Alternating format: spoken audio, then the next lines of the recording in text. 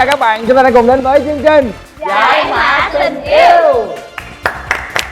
thân mến, sau một tuần trôi qua thì Bảo tin rằng là các bạn cũng đã có rất là nhiều những cái câu chuyện thú vị liên quan tới tình yêu của mình. Còn nếu như ai mà chúng ta vẫn chưa tìm được một nửa của mình thì các bạn chắc chắn là phải xem chương trình này. Bởi vì tôi cam đoan với các bạn rằng nếu các bạn muốn cưới một ai đó thì chắc chắn các bạn phải biết hết tất tần tật những biện pháp, những câu chuyện, những tình huống trong Giải mã tình yêu. Và ngày hôm nay chúng ta sẽ tiếp tục lắng nghe những câu chuyện đến từ chính cô gái duyên dáng, chính bông hồng của chúng tôi. Bên cạnh đó chính là biệt đội soái ca bao gồm có GA Nguyễn và VMAX. Và để biệt đội soái ca trở nên hoàn hảo hơn thì chắc chắn chúng ta vẫn cần thêm một vị khách mời rất là điển trai, và chắc chắn cũng sẽ có rất nhiều những câu chuyện thú vị liên quan tới tình yêu. Và ngày hôm nay khách mời của chúng ta là một anh chàng biên đạo, múa rất là đẹp trai, body thì thôi khỏi nói rồi, nhưng mà để xem anh ấy có những câu chuyện tình yêu như thế nào nha. Hãy cùng dây mình nắm tay để cùng chào đón Quang Đăng. Nhảy luôn, Đăng ơi. Yeah. Thì kêu đi. Ok, finish move. Yeah. Chào Bảo. Chào Quang Đăng. Wow, chính cô gái sao dễ thương quá vậy. Và có một số chị gái nữa. Chị gái là Kim Nhã đúng không? Đúng rồi nè, chị Kim Nhã nè. Em mới vô chương trình này lần đầu phải không? Dạ đúng rồi. Chúc mừng em sẽ được các chị chăm sóc ưu đãi, chăm sóc. Phe bên mình hơi ít, chỉ có 3 Yêu lắm rồi. Cái chương trình này là vậy đó, nhưng mà dạo gần đây thì BMAX cũng bắt đầu hơi chuyển qua bên kia rồi.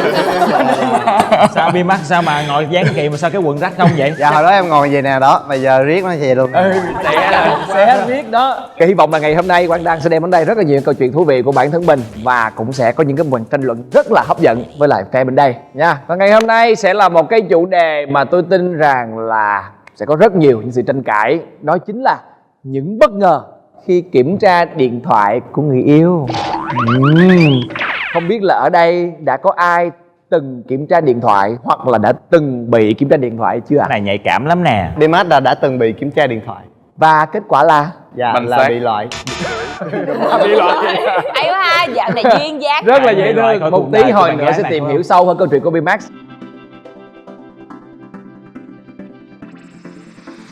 Em mặc mini trip chờ anh. Ồ, nghe hấp dẫn nha, nghe hot nha.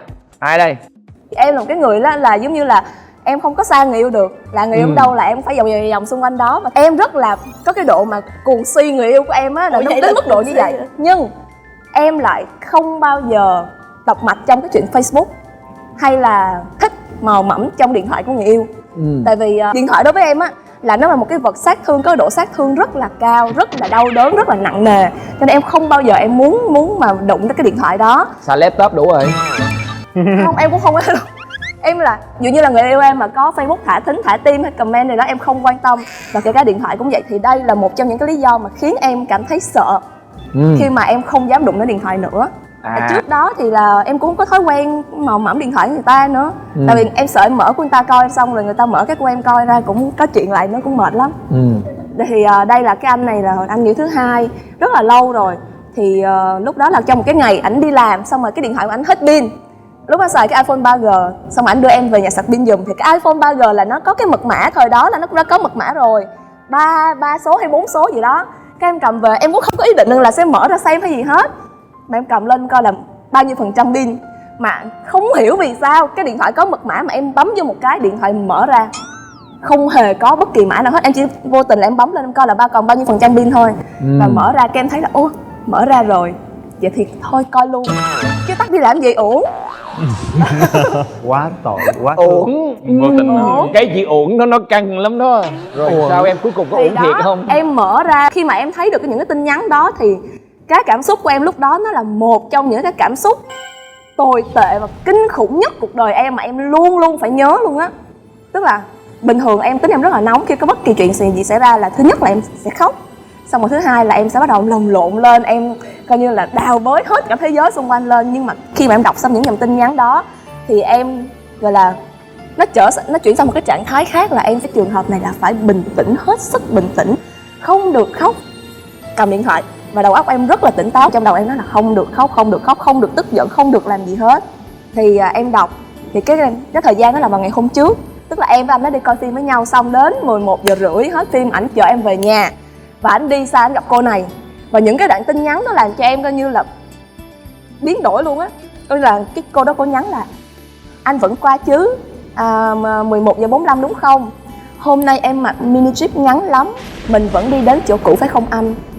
Xong rồi những cái câu tiếng Anh thì nó đại loại là anh kia nhắn lại: chỉ có một mình em là làm cho anh có cái cảm giác dâng trào như vậy, kiểu là như vậy đó.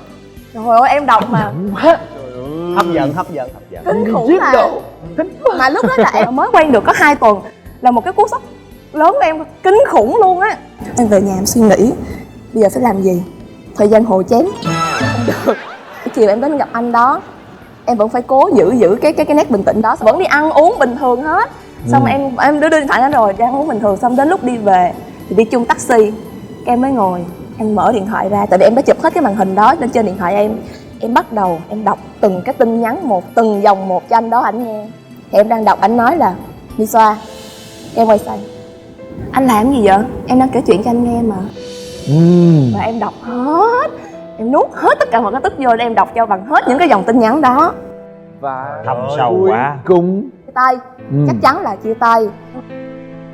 Ủa phải dùng tình chiêu chứ, sao nãy nghe nó là lồng lộn đúng rồi. Không phải, đó là cái lúc mà nó làm mình sốc đến cái mức mà mình thay đổi luôn cả tính tình mình trở thành một con người khác ngay thời điểm đó. Cho Bi hỏi là lúc đó cảm xúc của chàng trai đó khi mà nghe Misa kể xong cái đó thì làm sao? Nhớ không? Lúc đó phải nhớ chứ đúng không? Nhớ nghe bạn nó gọi đúng một cái tên là Misa thôi, mà lúc đó mà khi mà mình nghe cái tên canh đánh gọi tên mình á, trời mình ghét dã man, mình ghét luôn á. Còn nói gì nữa? Misa nói cái này là mình mới quen 2 tuần thôi đúng không? 2 tuần nhưng mà tụi em đã là bạn với nhau 3 năm trước đó rồi. Nói chung thì mình thấy cũng là may mắn đó, chứ quen 2 năm là bạn 3 năm, quen 2 Thật năm sự, nó chắc là đúng rồi. khủng khiếp hơn nhiều. Đúng rồi, ngay tại thời điểm đó em còn thấy là nói chung mình nghĩ là cũng mới 2 tuần thôi, chưa có đó gì là một hết. nỗi đáng sợ của anh tài xế hôm đó đó. Nếu Mình tưởng tượng cái anh taxi á, chứ anh cũng quýu lắm luôn. Trạng thái tâm lý của Misa lúc này là chấm dứt rồi. Không biết là sau này em có gặp thêm nhiều chuyện nữa không, nhưng chị cảnh báo là thậm chí còn có những cái mức độ đau hơn. Chị nghe câu chuyện của em, chị cảm thấy rất là đồng cảm, bởi vì á chỉ có những cái nghịch cảnh, mình có thể gọi là trong tình yêu, những cái chuyện đau lòng này mới làm cho mình khám phá thêm những cái góc mới của con người mình.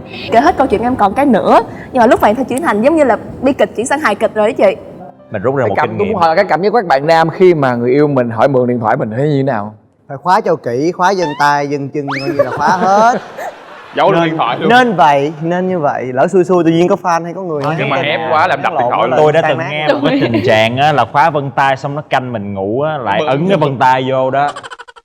Ghê lắm. Mấy ông không lo mà chung thủy đi lo cái gì không mà. Chung Thủy là mặc định rồi. Rõ ràng là chung Mà thủy thật sự rồi. Chung thủy rồi sợ gì nữa. Mình Nhưng nói mà dẫn tính những cái trường hợp rủi ro chị, đâu tự nhiên người ta nhắn vô cái số kiểu như đốt nhà mình thì sao? Anh ơi em đang ở đây nè, qua nhé. Xong luôn. Số lạ quá. Tụi tôi nhìn quá trình chứ không có nhìn một cái tin nhắn như vậy mà kết tội bạn đâu. Vậy là thì mai đó. mốt là có nhắn thì nhớ xóa rồi. Ok. Thấy mình có chủ yếu mình có 2 cái kiểu yêu thường xuyên gặp ở trên xã hội này là: một á, đã yêu là phải tin, không tin là không yêu. Tốt nhất là nên như vậy. Còn cái số 2 á, mình đã yêu mình phải biết nghi ngờ người khác. Mình nghi ngờ nhưng mà trong một cái chừng mực cố định nào đó để cho người ta thấy là mình đang quan tâm đến người ta thôi. Nó phải vừa phải. Chứ thì mình nhắn cái gì đó cũng phải xem thì đang thấy cái đó cũng không hay lắm. Cảm giác của một người đàn ông mà khi bị như vậy giống như là bị kiểm soát vậy đó. Mà cái đó thật sự nó hơi khó chịu với đàn ông. Thực ra là nếu mà bản thân em là con gái mà, tại vì ngày xưa em có một anh người yêu, anh cũng lâu lâu anh cũng giỡn thôi. Đó, điện thoại đâu? Ra đây kiểm tra. Mình biết đó là giỡn nhưng mình chỉ cần nghe câu đó là mình đã thấy khó chịu rồi, cho nên là em tinh thần là em không có muốn đụng vô, không muốn kiểm tra cái cuộc sống riêng tư của bạn trai gì hết.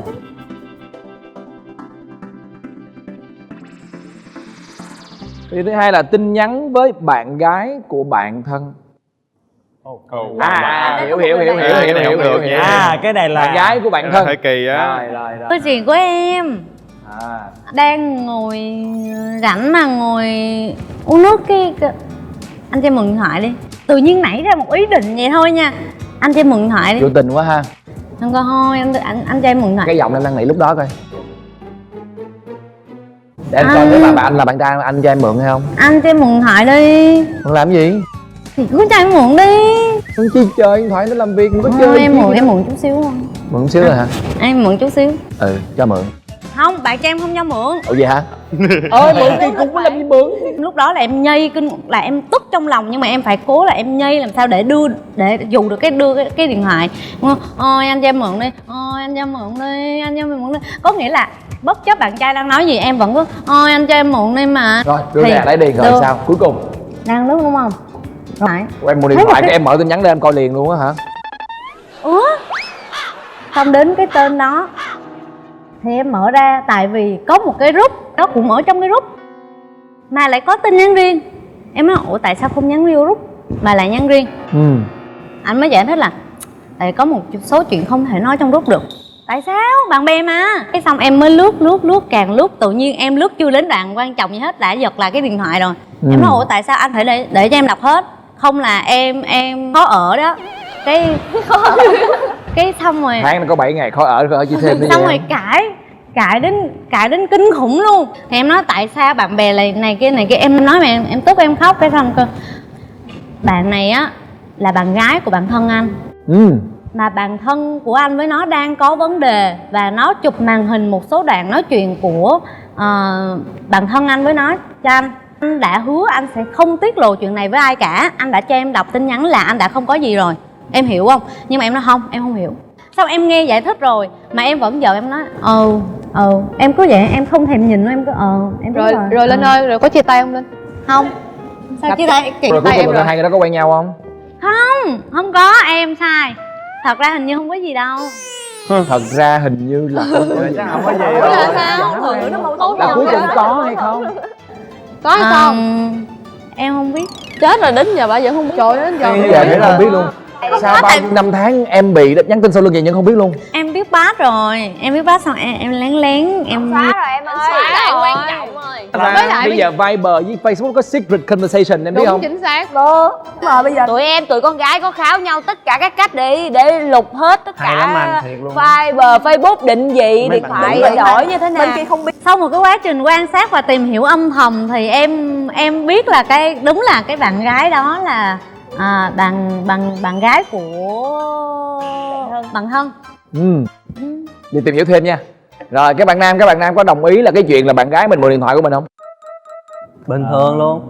Bình Cho thường. mượn, cho mượn thì bình thường. Chứ giờ không có không gì cho đâu cũng sợ vậy, đâu. cũng tan nát. Ý là không phải là mượn để mà gọi điện thoại cho gia đình bạn bè hay nhưng mà chủ yếu là mượn để mà kiểm tra tin nhắn. Cái vấn đề là kiểm tra tin nhắn xong nếu mà trong tin nhắn không có gì thì là có chuyện gây lộn á. Tại Có vì chuyện gây lộn. đơn giản là không tin tưởng nhau mới kiểm tra tin nhắn của nhau rồi. Thì á, em thấy á, là không có nên Tọc mạch. mượn điện thoại của người khác. Tại vì có nghĩa là ngay cả vợ chồng cũng không nên. Mẹ em là một người cực kỳ ghét những cái đó.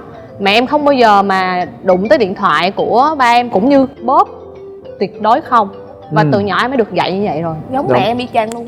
Bản thân em, ví dụ như ai mà bạn trai em mà đòi kiểm tra điện thoại tin nhắn chứ em không cho đâu. Mặc dù điện thoại của em thấy bát rất là dễ nhớ, số ai mà là đụng vô được. Như là ở đây là cái trường hợp là em thấy là bạn trai của em nhắn tin cho bạn gái của bạn thân của ảnh. Dạ. Thì bây giờ á là có bao giờ các em gặp cái trường hợp đó là bạn thân của em nhắn tin cho người yêu em chưa? Có em. Nhưng mà Giống nội như dung là gì? em gái mưa vậy đúng không? đâu đang hỏi mà. Không cần biết nội dung. Em chỉ cần thấy tự nhiên bạn thân mình đi chơi, bạn thân mình Nhắn đang đi tin. chơi chung với mình với bạn trai mình, xong tự nhiên tối ngày hôm đó vậy xong nhắn tin với bạn trai mình thì mình thấy như thế nào? Không, nó phải Đáng đúng như được tình rồi đó. trạng. Cái tình trạng nó giống như vậy nè. Đi chơi, hai cô này đi chơi về xong tự nhiên bạn thân của cổ về, tối về thấy add Facebook mình mà không nói qua cô đó. Xong tự nhiên mình bị hỏi liền à. Ủa là đang bị gặp rồi hả? Thì mình cũng gặp rồi. Rồi cuối cùng thế nào? Thì bình thường thôi, cái gì đâu mình nói sao tự nhiên thì bạn nói add thì anh cũng accept rồi chắc bạn của em. Vấn Nói đề vậy. là ở cô đó chứ đâu phải là ở Đúng rồi, câu hai một hỏi vấn của đề bạn đó nó gì? nhiều khía cạnh quá cho nên là rất là khó để trả lời. Nếu mà gọi là bạn thân của mình nhắn tin cho bạn trai của mình thì Phương nghĩ là cũng có, nhưng mà tại vì đây là công việc, chắc là do mọi người đang bị tâm lý là về cái khía cạnh khác, cho nên khi mà hỏi đến vấn đề nhạy cảm là tự nhiên bạn thân của mình nhắn tin cho người yêu của mình nên là nó hơi. Bởi vậy đặt một câu hỏi ra thấy cái sự từng trải của người con gái liền thấy không? Người ta Nhưng nghe, mà người ta mọi có người đủ tập khía trung cạnh vô hết câu trơn. chuyện của Linh đi. Bây giờ Linh không biết bây giờ Biết sao? rồi nhưng mà lý ra là Linh không được kết. Nè để người ta chia tay luôn hả cho anh? Bởi vậy em hỏi có chia tay chưa đó. Có môi là không chừa cái đường nào luôn á. Gì người ta không biết thì bây giờ còn nhấn vô là cái gì nữa? Đốt nhà hả? Tội nghiệp quá. Đi săn ngoài kia kìa. Không có, em cũng kiểm tra lại rồi mà không có đâu. Thôi cứ vậy đi em. Cứ vậy đi em. Tin điều đó đi. Rồi em sẽ mất bạn trai sớm muộn thôi. Với anh nữa.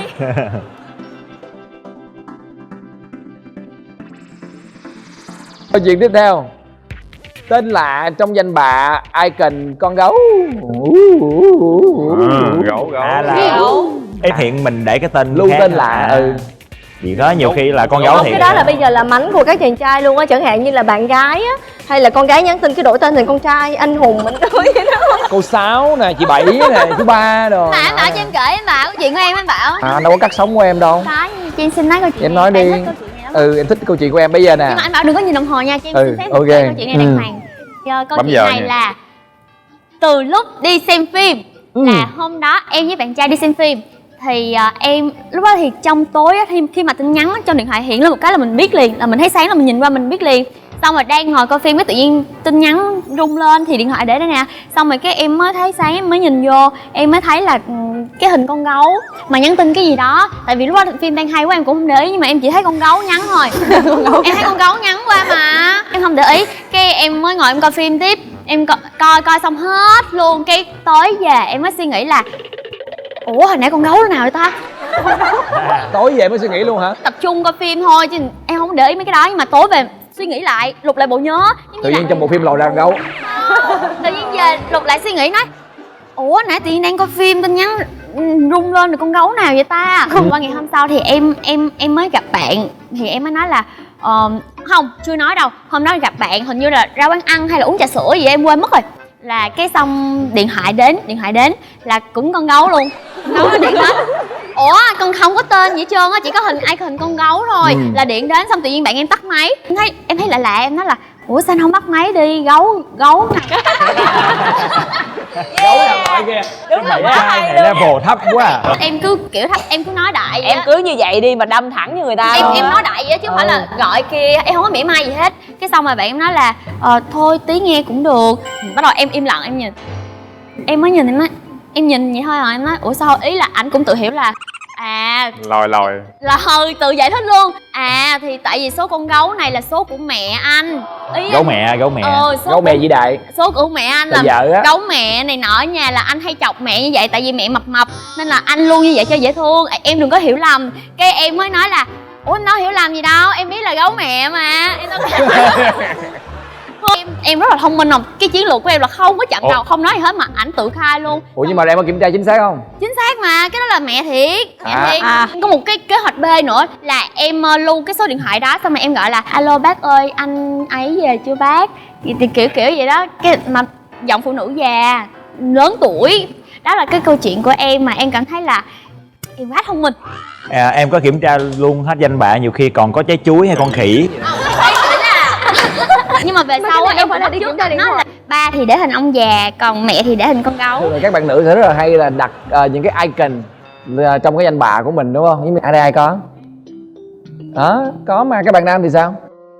Nào người nào đặc biệt á thì mới để Ủa icon thôi. còn bạn người yêu của Đăng lưu là gì? Tôi lưu gì Lưu cái Thái bí mật Trinh của luôn tôi hả? mà không phải icon. Em rất muốn được lưu cái người em thích là icon rồi cái hình đáng yêu hay cái chữ đáng yêu, nhưng em không dám. Tại sao? Tại vì từ ban đầu em đã lưu cái số rồi, em không muốn thay đổi. Em sợ là cái em lưu em thay đổi cái gì đó nó thay đổi phong thủy. Nhưng mà lỡ như từ đầu em ghét đang đặt cái tên này xấu quắc thì sao? Cái Khổ quá ông ơi. không là không chắc không có ai đâu. Hay là ai từng lưu có một cái tên đặc biệt gì về người yêu có thể chia sẻ đây không? Nhã có bạn trai cũ của Nhã mà kiểu là Nhã không muốn bắt máy người đó nữa, Nhã lưu vô cái tên là không nhấc máy người này. Nó đang yêu mà. Đang yêu á, đang ngồi không nói. Ủa mà thường bạn trai cũ gọi điện để tìm hiểu về vấn đề gì vậy? Hả? Để muốn nói lại tình Bạn xưa. bạn trai cũ á không hiểu lắm. Kết nối lại á. Em có lưu tên người yêu của em là heroin, nghĩa là chất gây nghiện. À. Còn em mà lưu là em sẽ lưu cục đá, cục sắt. Cục đá cục sắt hả? Đúng rồi đó chị. Có ai lưu tên người yêu mình là một cái cục giống như cục kem không? Kiểu vậy. Có. Cái Sao mà cục mọi kem người thực có ấy thể á, lưu những cái tôi đã bị lưu rồi đấy. Lâu rồi.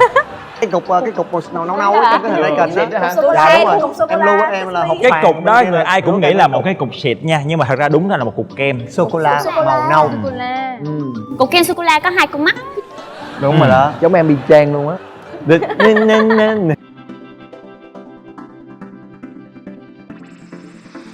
Câu chuyện tiếp theo. Bạn trai tiêu xài hơi hoang phí là làm sao?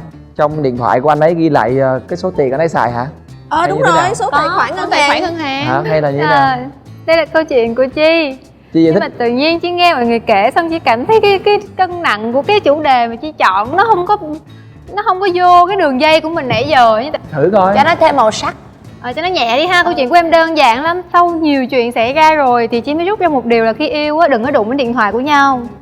Nó mệt mỏi lắm. Chi là cái người mà bị kiểm tra điện thoại, mà bây giờ thường xuyên đến nỗi mà Chi đã từng trong một mối quan hệ mà người bạn trai đó có thể yêu cầu là bất kỳ lúc nào cũng muốn nói Chi đưa điện thoại là phải đưa, để mà kiểm tra cái tình trạng điện thoại của Chi. Đưa nó có vấn đề liền. Tại vì sao? Mình làm trong một cái công việc mà mối quan hệ của mình rất là nhiều, hầu như ai cũng đẹp hết á. Ví dụ như bạn em là Bảo đi, thì Bảo nhìn cũng hào hoa phong nhã, xong rồi để cái hình avatar sẽ kiểu rất là cool á. Bảo nào? Bảo nè.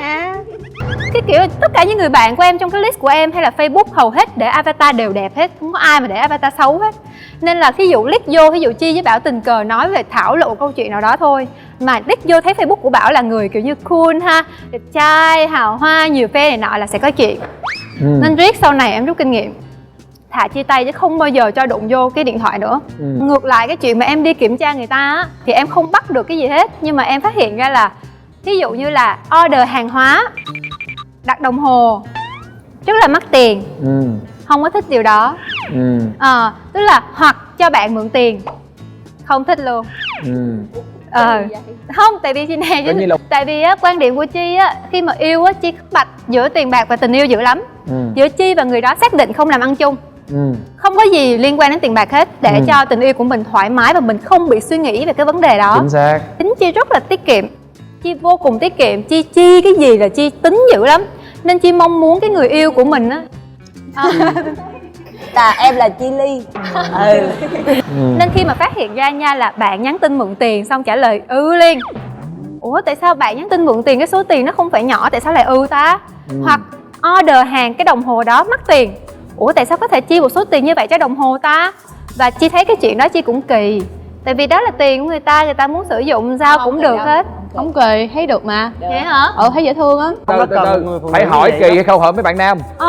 Hiểu không? Mấy bạn nam bị kiểm tra mà các bạn nam thấy có Vậy kỳ là không? mấy bạn nghĩ là tiền đó sao sớm mùi cũng thuộc về mấy bạn đúng không? Mình nghĩ như vậy nè, thì mỗi người đều có cuộc đời riêng, có công việc riêng và có cái mức thu nhập riêng, cho nên mình đang nghĩ đối với bản thân mình á, mình cũng có quyền mình được hưởng thụ cái chất lượng của cuộc sống. Nhưng nếu mà nó quá đáng á, thì mình sẽ nghĩ về tương lai. Nếu sau này mình cưới người này về nhà thì người này có sử dụng tiền của cả hai một cách hoang phí hay không. Nên thành ra mình hơi khó chịu cái khoản đó. Đến lúc mà mình nói thì cái bạn đó sẽ nói là ủa chứ có lẽ bây giờ người ta gặp khó khăn mình lại không giúp. Em không nói là mình không giúp người gặp khó khăn, nhưng mà giúp trong cái khoản nào mà mình cảm thấy an toàn. Tại vì cho bạn mượn tiền rất là khó. Thì em thấy đàn ông á, họ rất là dễ trong cái việc đó. Tức là họ nghĩ như vậy là mặt mũi á chị. Tức là khi một người bạn á, hỏi mượn tiền thì mình nên cho, không cho là keo kiệt. Nhưng khi rồi cái người bạn đó không trả, họ chấp nhận luôn. Em thì không chấp nhận được chuyện đó, nên là em hay can thiệp vào cái chuyện tiền bạc, cái khoản này. Cái đó cũng nhạy cảm đúng không? Nên sau này rút kinh nghiệm là thôi, không bao giờ dám đụng đến điện thoại. Tại vì mình thay nhiều chuyện, mấy chuyện đó thì lại thành ra phiền thôi. Thôi nói chung là biết nhiều là phiền nhiều à.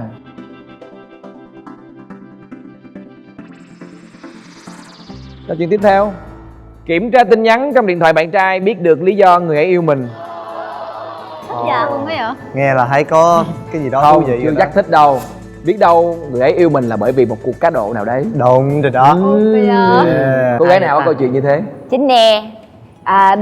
Đợi gió một chút, tại vì cứ nghe tới cái chủ đề là kiểm tra tin nhắn người yêu, cái tất cả tụi mình ở đây đều nhảy số là toàn mấy chuyện bi kịch không. Trinh phải bổ sung là Trinh cũng hơi ngạc nhiên là tất cả mọi người ở đây đều có độ độc lập khá cao trong tình yêu, nhưng mà Trinh thì lại khác quan điểm với Lúc Vân và khác quan điểm với một số bạn ở đây. Tại sao lại gọi là người yêu? Rạch ròi quá thì Trinh không có cái suy nghĩ đó. Trinh nghĩ đây là người đồng hành với Trinh để cả hai cùng phát triển, thậm chí là có thể cùng nhau kết hợp trong công việc. Chi không thì Trinh có, nên cả hai dính với nhau rất là nhiều. Và chuyện cầm điện thoại lên để kiểm tra nhau là chuyện bình thường. Lúc nào rảnh tôi cầm điện thoại của bạn tôi coi, và bạn cũng vậy, rất là rõ ràng. Đây là người yêu cũ thì Trinh với bạn thân của người yêu cũ có một cái mối xích mích lớn, nên cái lần đó thì Trinh cầm điện thoại của bạn Trinh vô chơi game. vô nhà vệ sinh chơi thì ngồi cầm chơi game đó. Thì thấy cái người bạn thân đó nói với bạn trai của Trinh là tại sao lại yêu con Miko, con nhỏ đó có đẹp đâu. Thì bạn Trinh mới nói là tao không yêu Miko vì đẹp, mà vì cô ấy tô hồng cuộc đời đen trắng của tao. Thế là mình cũng khi mà mình giải quyết xong công việc trong nhà vệ sinh thì mình cũng cầm ra anh giờ sao.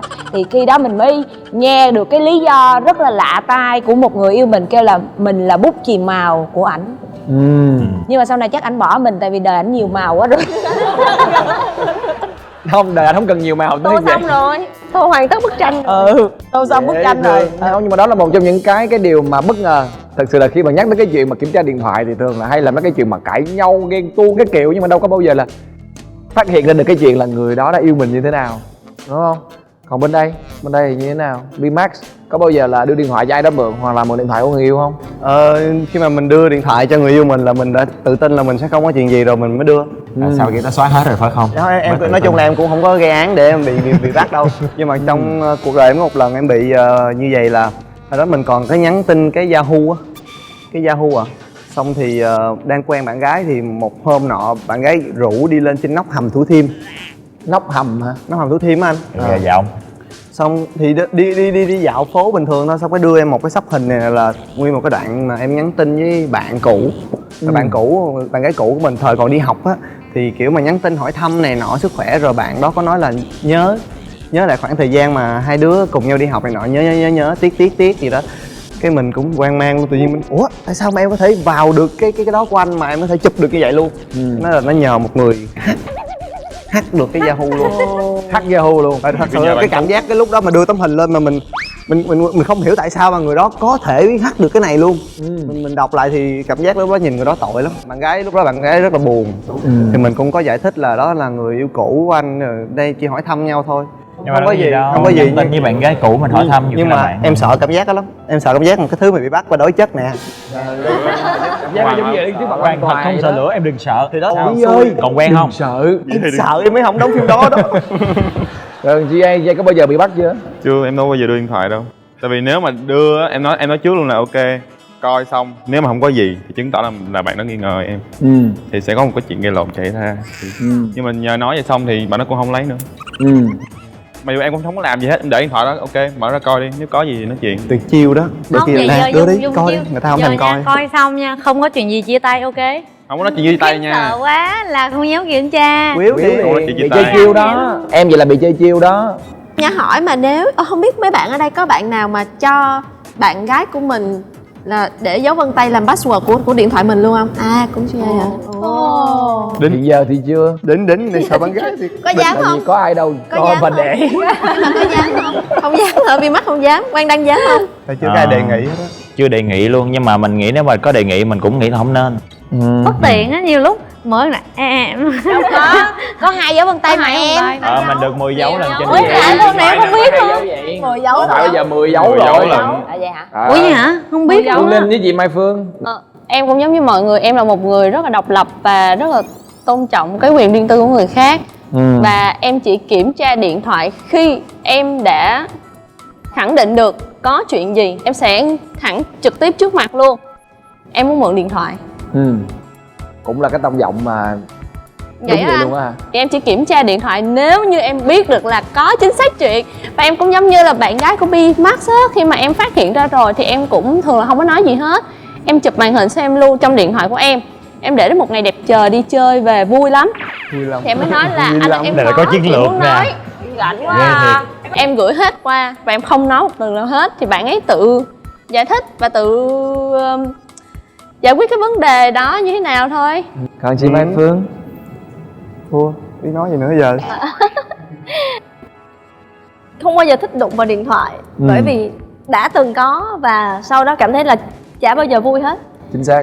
Cái chuyện xảy ra có một lần chị đồng cảm với Misa ở chỗ là có một lần bạn ấy xài điện thoại gì chị cũng không biết nữa. Nói chung là không phải là bát số bình thường mà vẽ tùm lum tà la. Vô tình lần đó không biết sao ở gì cái mở được ra Vì trước đó là gây lộn với nhau vì cái chuyện là chị đi quay xa và chị cố gắng chạy về để mà gặp nhau thôi, vậy mà nó là bận. Chạy 2-3 tiếng đồng hồ để về, gặp sáng mai lại phải chạy xuống dưới quay tiếp, mà kỳ vậy, kiểu như vậy á. Thì đến tối hôm đó cũng khuya lắm, gọi giờ về rồi nè, giờ có muốn gặp kiểu như vậy không?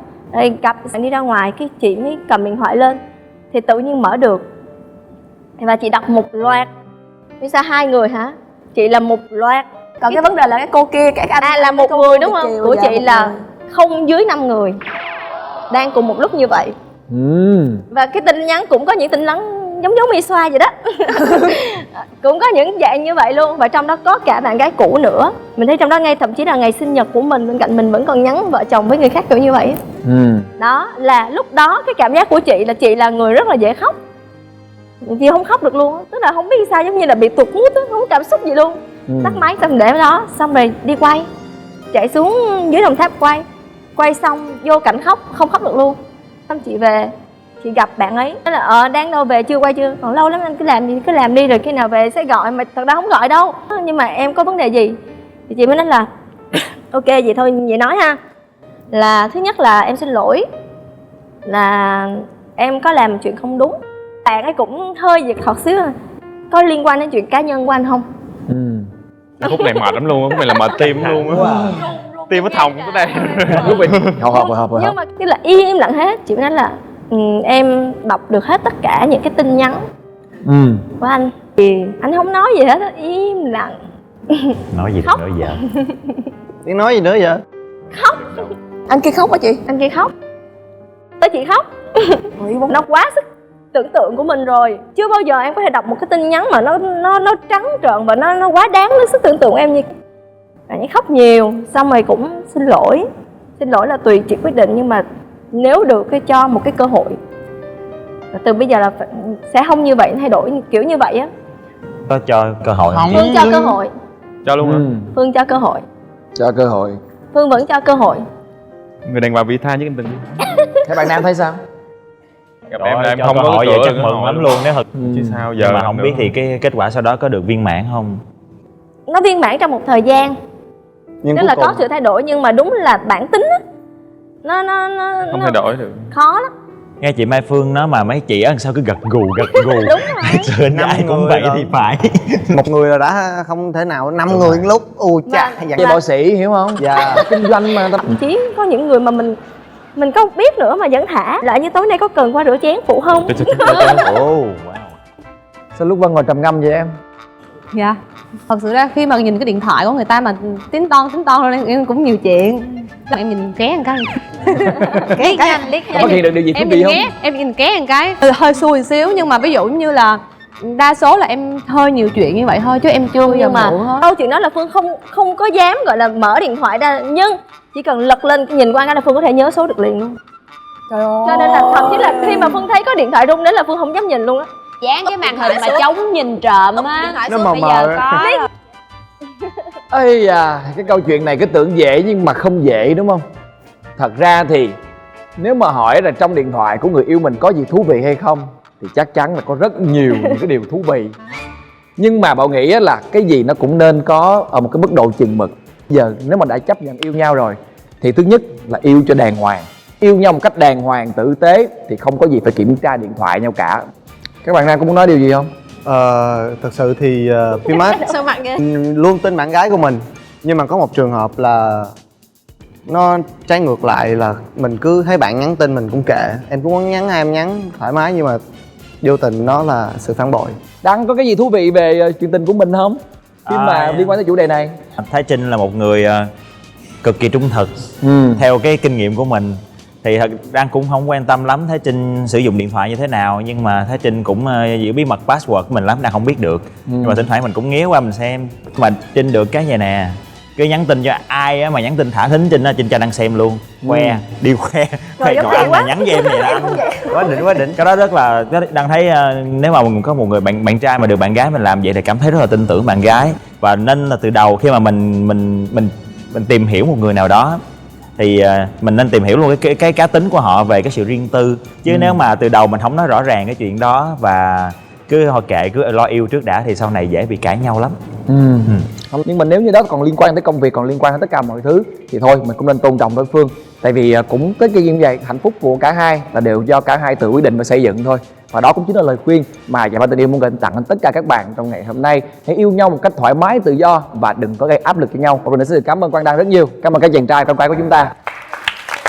Chúng ta sẽ cùng gặp lại nhau vào lúc 22h30 chủ nhật hàng tuần trên kênh HTV7 quý vị nhé. Và nếu như các bạn có bỏ lỡ bất kỳ tập nào cũng có thể xem lại thông qua kênh YouTube của chúng tôi là MCV Media cũng như là cổng thông tin Love TV. Chúc các bạn có một đêm ngon giấc. Xin chào và hẹn gặp lại.